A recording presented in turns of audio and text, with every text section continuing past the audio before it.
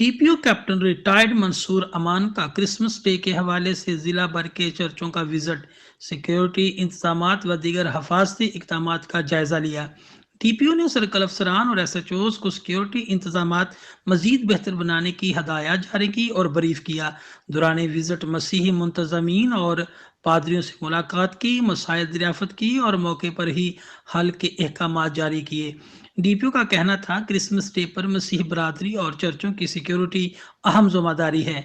ज़िली police Christmas day के हवाले से जामिया सिक्योरिटी प्लान तरतीब देगी। क्रिसमस डे की तकरीबात को तमाम मुमकिन इकदाम से पुरअमन कामयाब बनाएंगे। दौरान visit incharge security Jahangir Beg व दीगर भी हमरा थे।